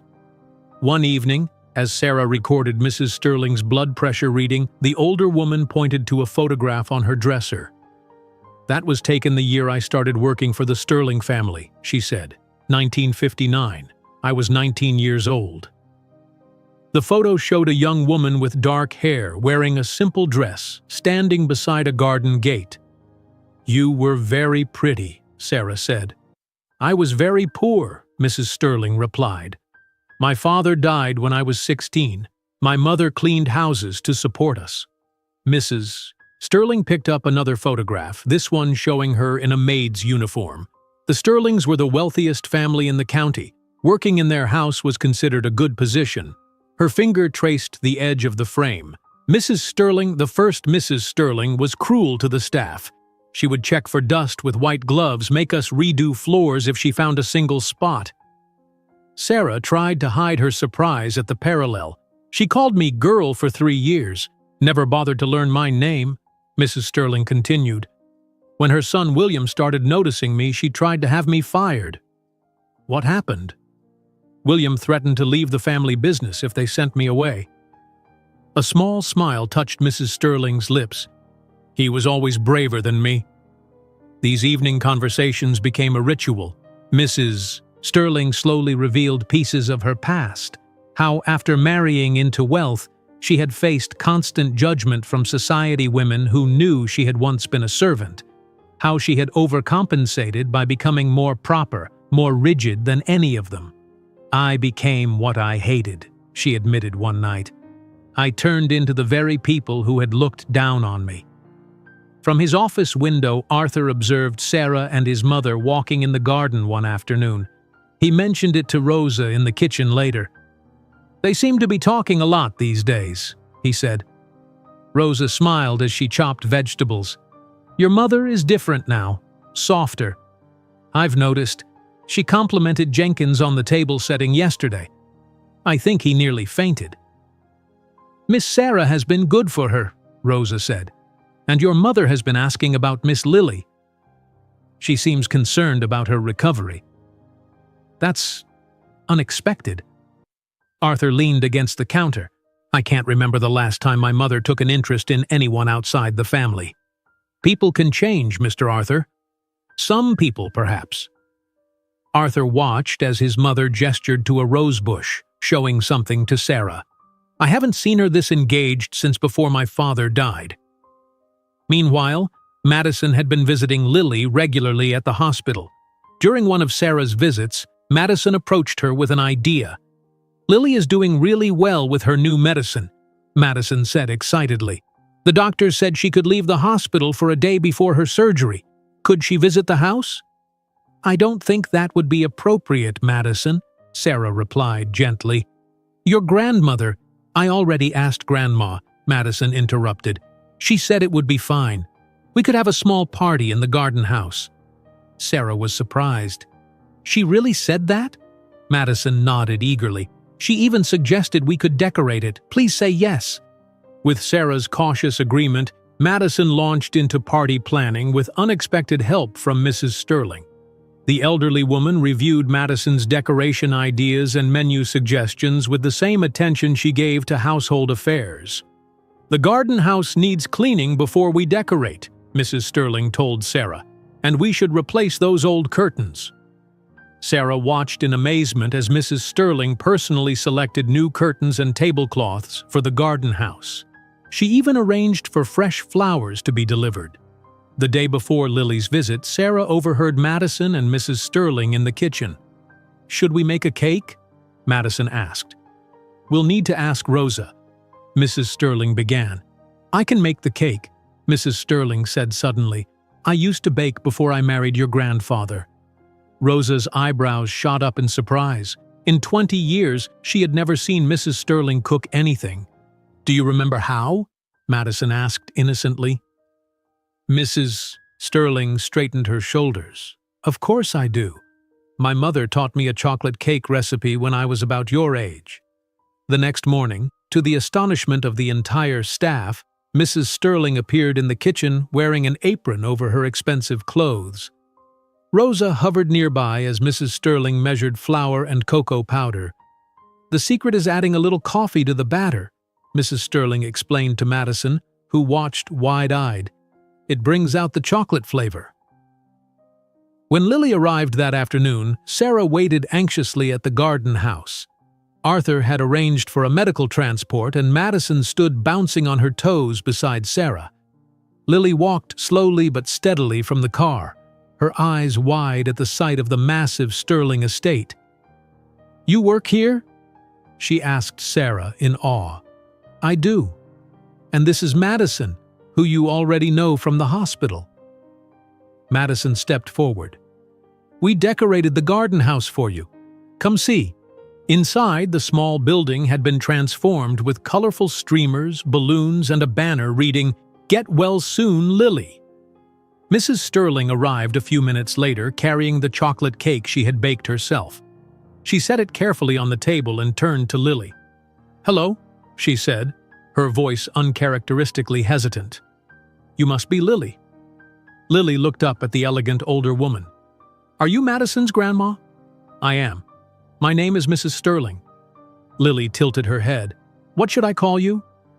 There was a moment of stunned silence. In the Sterling household, there had never been any question. She was always Mrs. Sterling to everyone except family. Even longtime staff like Rosa and Jenkins never used her first name. Mrs. Sterling's expression softened. "You may call me Eleanor." The simple statement sent a ripple of shock through the room. Arthur, who had just entered, stopped mid-step. Sarah held her breath. "Thank you for letting me visit your house, Eleanor," Lily said politely, unaware of the significance of the moment. "Your cake looks really good." And just like that, a barrier that had stood for decades began to crumble. The day of Lily's surgery arrived with a crisp, clear morning. Sarah had barely slept, packing and repacking a small bag with things Lily might want after the procedure. Her favorite book, soft socks, and of course, Dr. Hoppy, the stuffed frog who had become a fixture at the hospital. A knock on her door startled Sarah from her preparations. It was just after 5 in the morning, too early for the usual household activities. "Sarah, are you awake?" Eleanor's voice was soft but clear through the door. Sarah opened the door to find Eleanor fully dressed in a simple navy blue suit, her silver hair perfectly arranged despite the early hour. "I thought we might leave by 6, Eleanor said. "Traffic into the city will be heavy later." Sarah stared in confusion. "We? I'm accompanying you to the hospital." Eleanor's tone made it clear this wasn't a question. "The car will be ready in 45 minutes. Before Sarah could respond, Eleanor turned and walked down the hallway, her posture straight and determined. In the kitchen, Rosa was already preparing coffee and a light breakfast. "You knew she was coming with me?" Sarah asked. Rosa nodded. "Mrs. Sterling, Eleanor, asked me to prepare food for you both yesterday. She said the hospital cafeteria food is terrible." Arthur arrived as they were about to leave, keys in hand. "I'll drive," he said. "I've made some calls to the surgical team. Dr. Harriman will be leading the procedure. He's the top pediatric heart surgeon on the East Coast." "You didn't need to do that," Sarah began. "Yes, I did." Arthur glanced at his mother, who was instructing Jenkins about household matters for the day. "This is important to all of us now." The drive to New York City was mostly silent. Arthur focused on the road while Eleanor gazed out the window, occasionally checking her watch. Sarah's mind was filled with worries about the complex surgery ahead. At Mount Sinai Children's Hospital, they found Lily already being prepared for pre-operation procedures. Her small face lit up when she saw not just her mother, but Eleanor and Arthur as well. "You all came to see me?" Lily asked, her voice small but excited. "Of course we did, sweetheart," Sarah said, taking her daughter's hand. Lily looked at Eleanor. "Are you scared for me, Eleanor?" The directness of the child's question seemed to catch Eleanor off guard. She hesitated, then sat in the chair beside Lily's bed. "Yes," she admitted, "but being scared is normal when something important is happening." "I'm really scared," Lily whispered. "The doctor said they have to stop my heart to fix it." Eleanor reached out and tentatively touched Lily's hand. "Would it help if I told you about the time I was very scared?" Lily nodded, her eyes wide. "When I was a young woman, just 19 years old, I left my home to work in a very big house far away, Eleanor began. I didn't know anyone there. I had never been away from my family before. My hands shook so badly on my first day that I dropped an entire tray of teacups. What happened? Lily asked. I thought I would be fired immediately, but I wasn't. Eleanor's voice softened with memory. Instead, I learned that being afraid doesn't mean you can't be brave at the same time. Every day I was still scared, but I kept going. Lily considered this. Like me having my operation even though I'm scared? Exactly like that, Eleanor said. And you have something I didn't have. People who care about you, waiting for you to wake up. The surgical team arrived to take Lily to the operating room. As they prepared to wheel her bed away, Lily held out Dr. Hoppy to Eleanor. Can you keep him safe until I'm back? She asked. He gets nervous in operating rooms. Eleanor took the stuffed frog with careful hands. I'll guard him with my life, she promised solemnly. As Lily was wheeled away, Sarah felt her composure cracking. Arthur put a supportive hand on her shoulder. Dr. Harriman is the best, he assured her. Lily couldn't be in better hands. The head surgeon approached them before entering the operating room. He was a tall man with graying hair and confident eyes. Ms. Jones, we'll be performing a complex repair of Lily's mitral valve and addressing the septal defect, he explained. The procedure will take approximately 8 hours. A nurse will update you every 2 hours on our progress. Sarah nodded, trying to absorb the technical details through her fear. Do you have any questions for me? Dr. Harriman asked. Will she be in pain afterward? Sarah managed to ask. We'll manage her pain carefully, he assured her. Children are remarkably resilient. She'll be uncomfortable for a few days, but we have excellent protocols for pediatric pain management. After the doctor left, Arthur guided Sarah and his mother to a private waiting room he had arranged. It was more comfortable than the regular waiting area, with sofas and a small table set with the food Rosa had prepared. Mother, you should return home and rest, Arthur suggested after the first hour passed. Your medication schedule. I brought my medication with me, Eleanor interrupted. I'm staying. But your health. I started this journey with them. I'll see it through. Eleanor's voice was firm. Sarah has everything I need if there's a problem. Arthur looked between his mother and Sarah with a questioning expression. Mother, what exactly is going on between you two? Eleanor met her son's gaze directly. Sarah has been helping me manage my health issues. She has medical training, as you know. Why didn't you tell me about this arrangement? Because I'm entitled to some privacy, Arthur, even from you. The tension was broken when a nurse arrived with the first update. Lily was stable, and the initial part of the procedure was going well.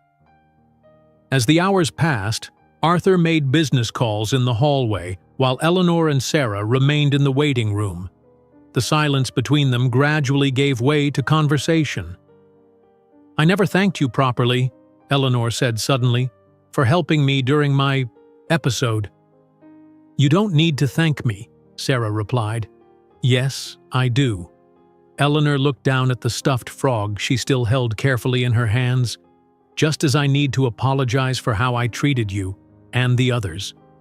Sarah waited, sensing Eleanor needed to continue. Do you know why I was so cruel to the staff? Eleanor asked quietly. Especially to you? I have some ideas. I became the very thing I once hated. Eleanor's voice was barely above a whisper. When I was a maid, the family I worked for, the Sterlings, treated their staff like we were less than human, especially the first Mrs. Sterling. Arthur's grandmother, Sarah said. Eleanor nodded. When I married William, I promised myself I would never be like her. But after he died, something changed in me.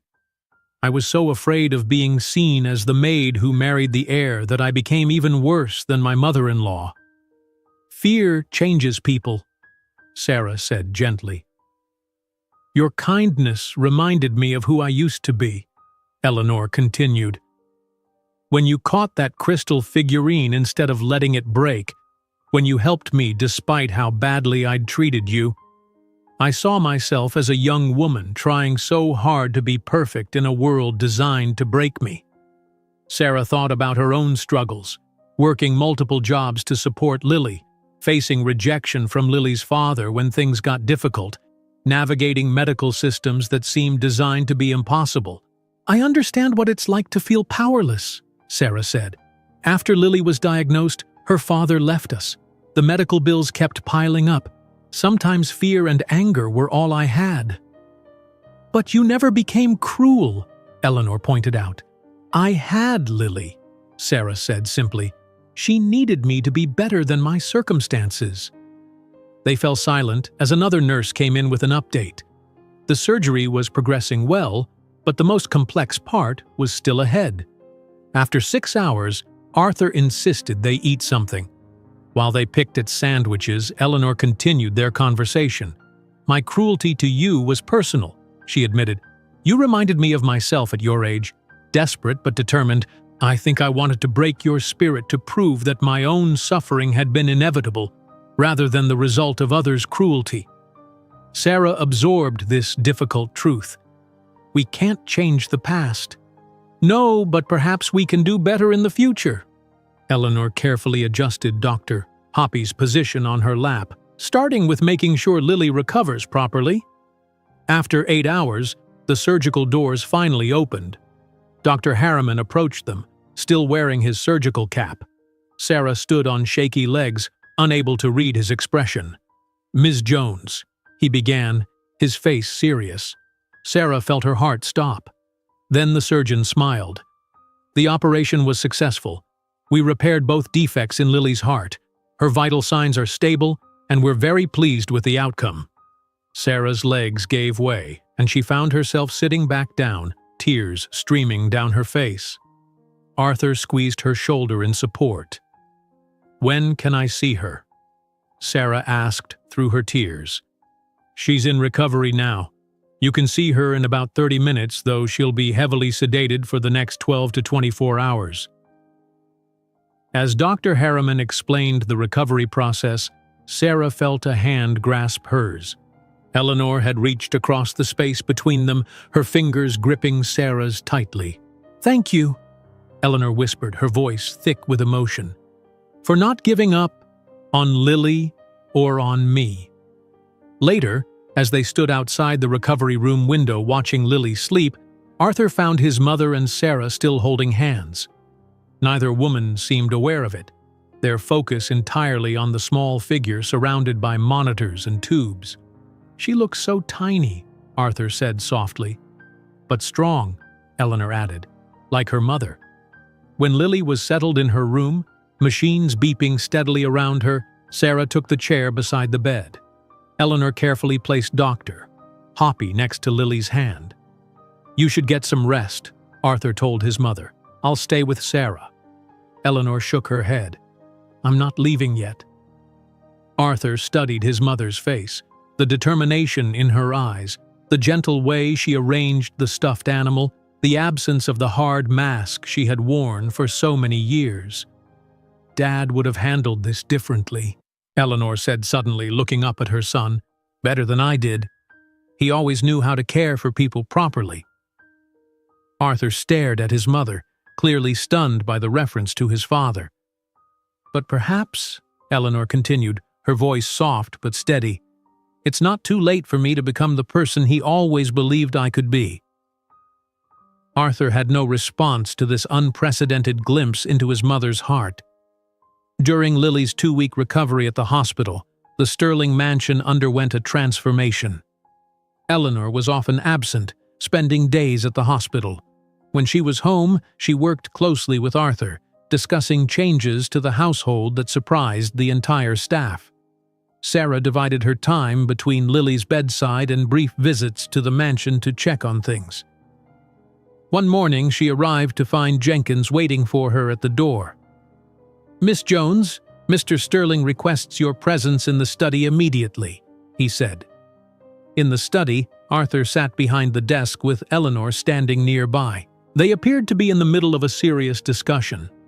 "Sarah, thank you for coming," Arthur said. "Please sit down." Sarah took a seat, suddenly nervous. "Is everything okay?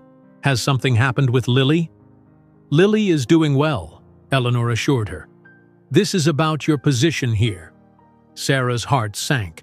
Despite everything that had happened, was she being let go? "We've been discussing the household structure," Arthur continued. "Jenkins is approaching retirement age, and we need someone to oversee daily operations." Eleanor stepped forward. "We would like to offer you the position of household manager, effective immediately." Sarah stared at them in shock. "Household manager? But I've only been here a few months." "You've shown exceptional organizational skills and an ability to work with everyone," Arthur explained. "Plus, your medical background will be valuable as my mother continues her health management."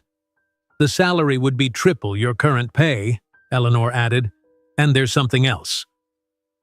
Arthur pulled out a folder and opened it to reveal photographs of a small cottage on the Sterling property. "This is the gardener's cottage at the north end of the estate," he said.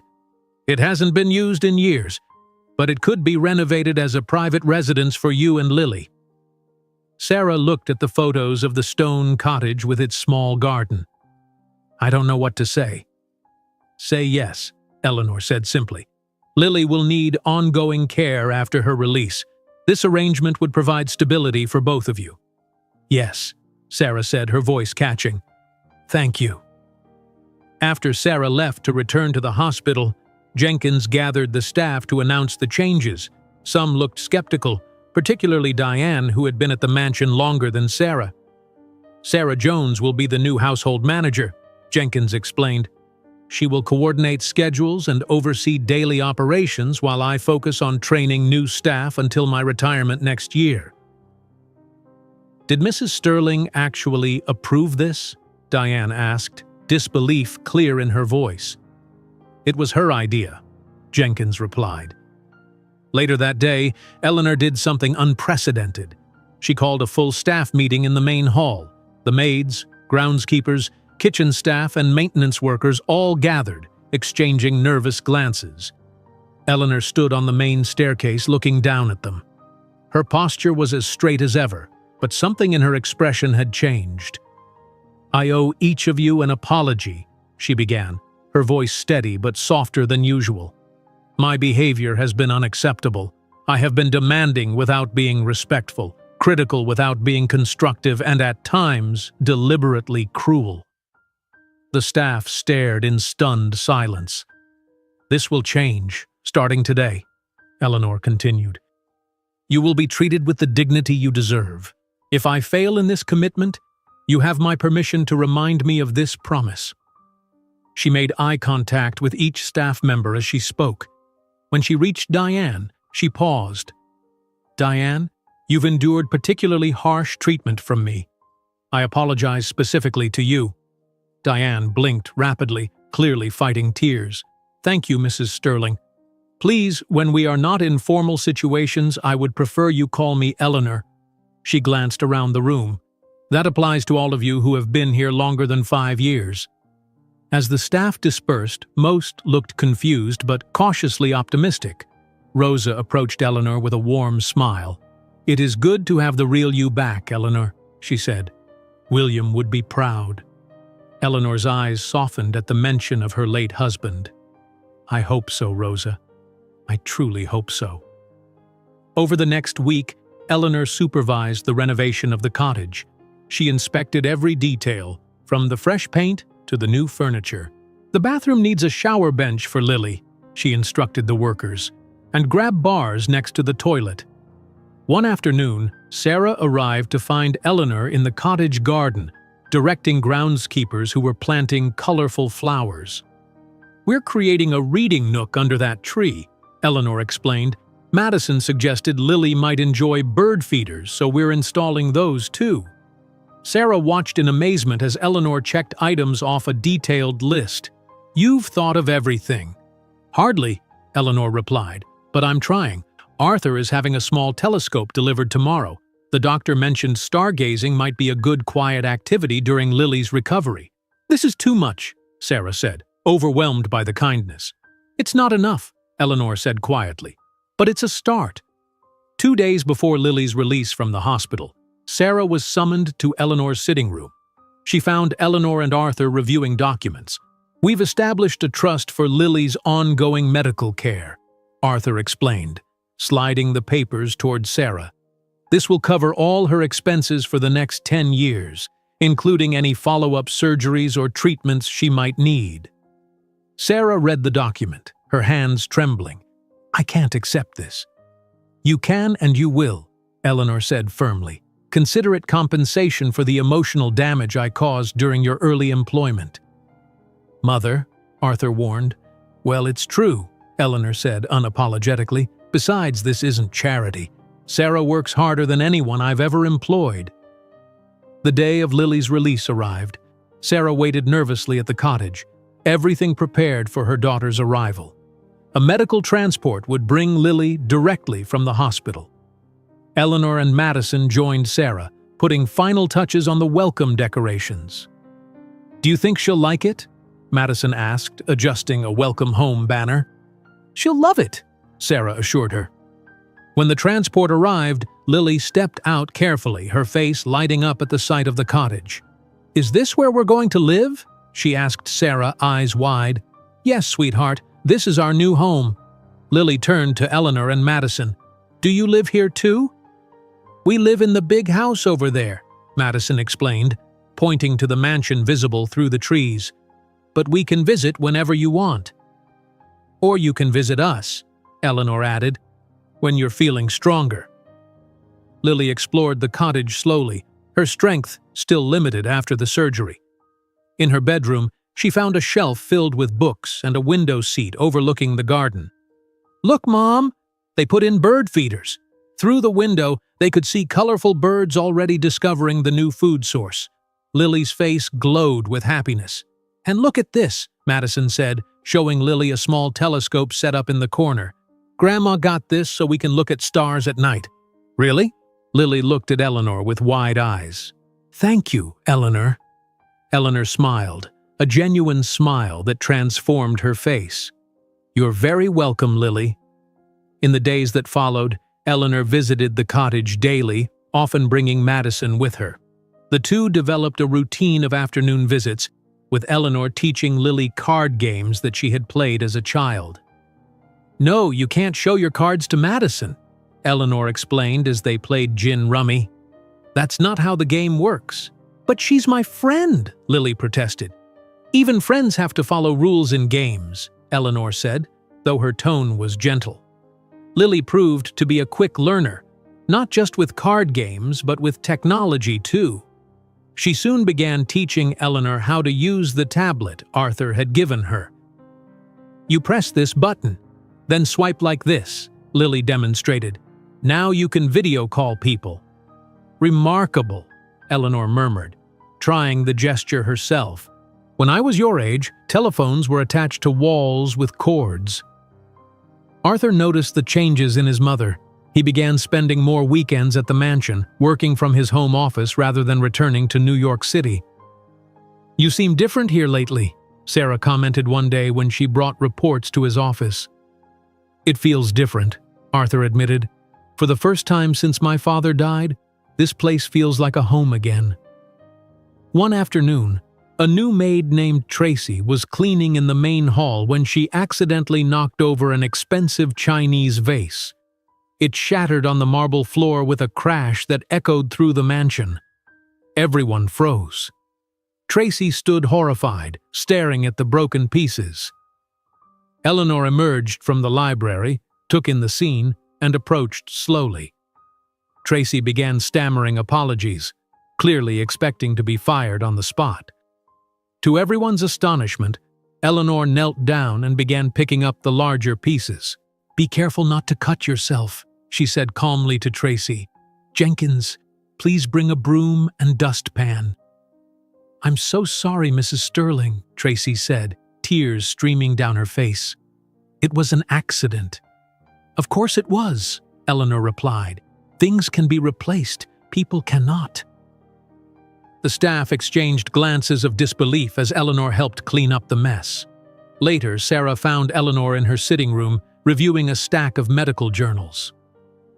"Tracy told me what happened," Sarah said. "She was sure she would be fired." "The old Eleanor would have fired her," Eleanor acknowledged. "But I'm trying to be someone else now." Sarah noticed the medical journals on the table. "What are you researching?" "Heart conditions in children," Eleanor replied. "Did you know that thousands of children each year need heart surgeries their families can't afford?" "I know it all too well," Sarah said quietly. Eleanor handed her a folder. "I've been in contact with several medical charities. There are ways to help, but the system is fragmented." Sarah looked through the folder, impressed by the thoroughness of Eleanor's research. "What are you planning?" Eleanor's eyes lit up with purpose.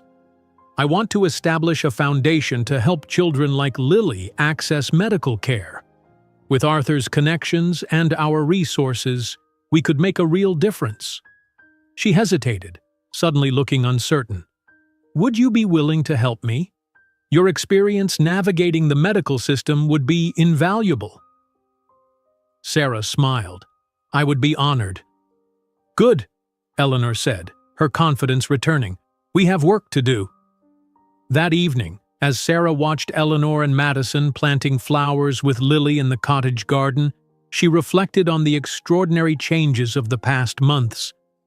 Eleanor looked up, catching Sarah's eye, unexpected tears glistening in the older woman's eyes.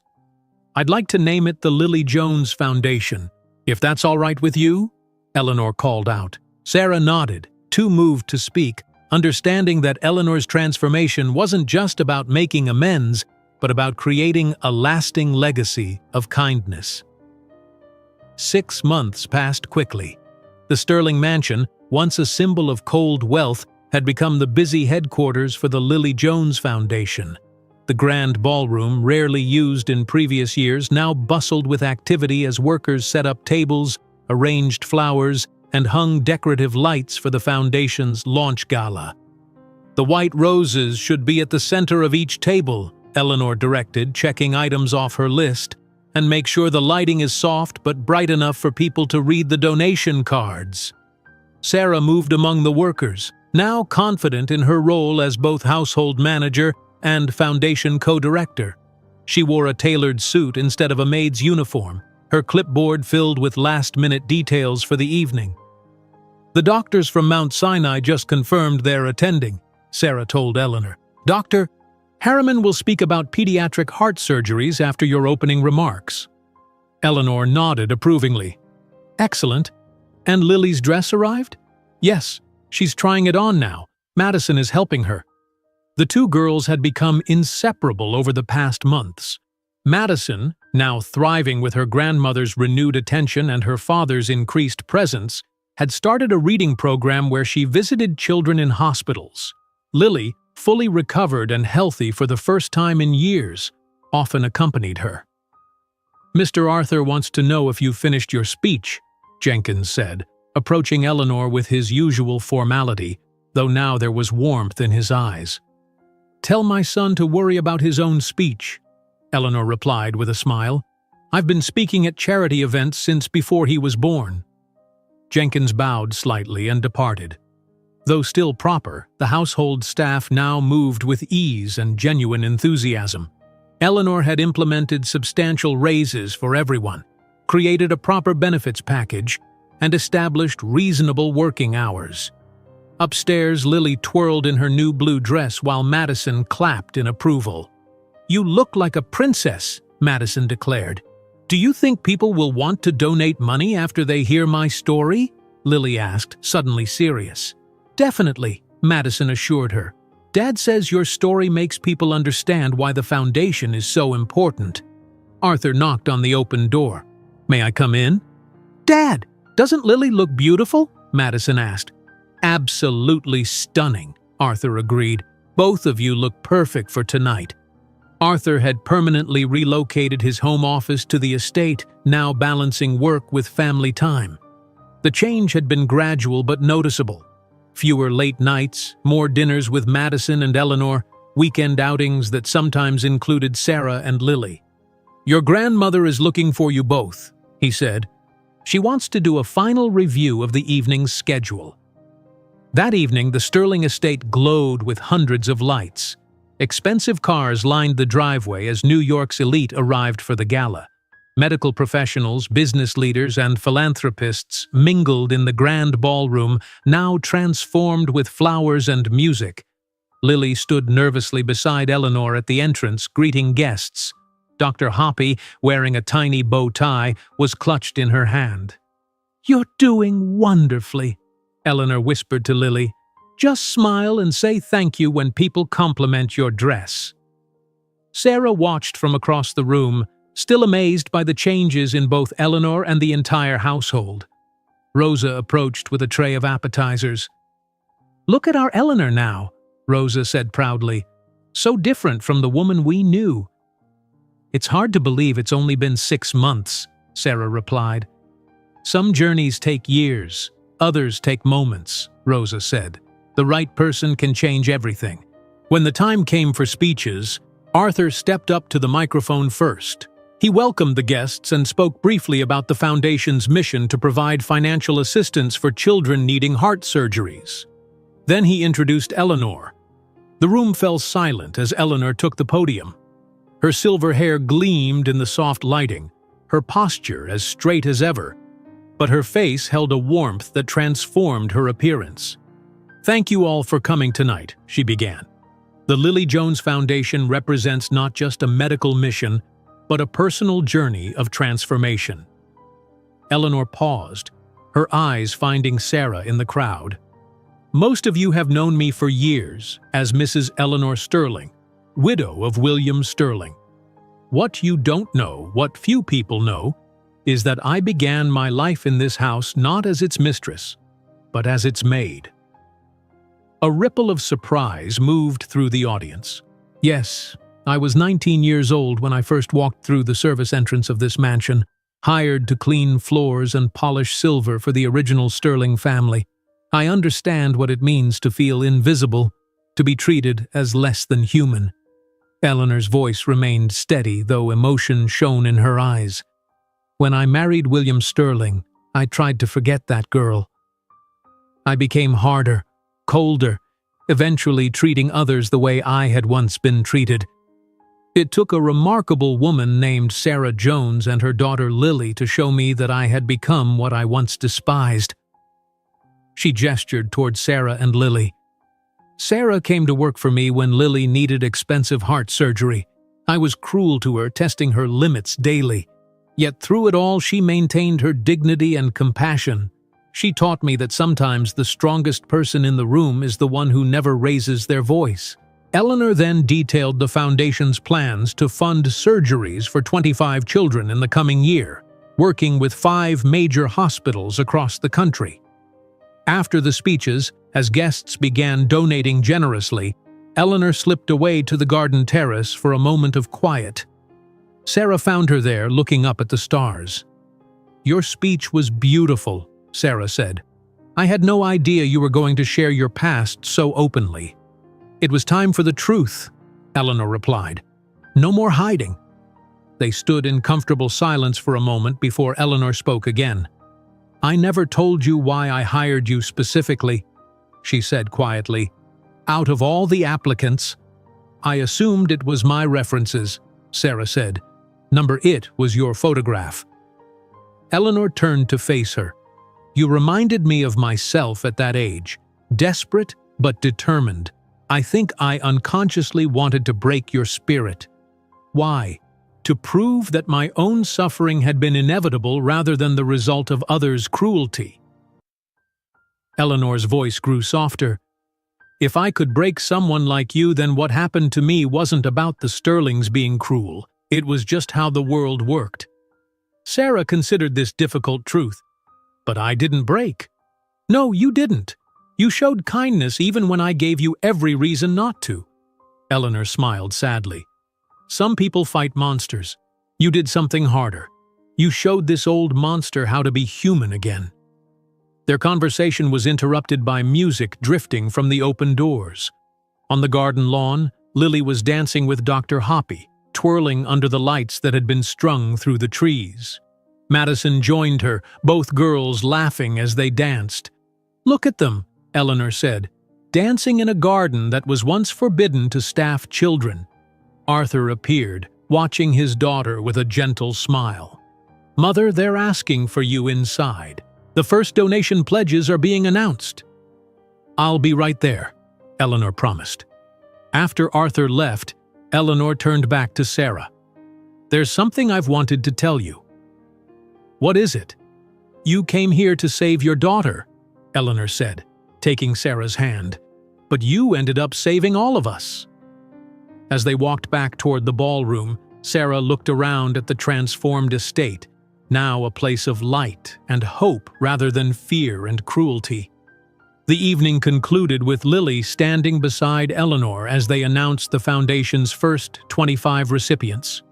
Children from across the country would receive life-saving surgeries in the coming months. As the last guests departed, Sarah noticed a young woman at the service entrance.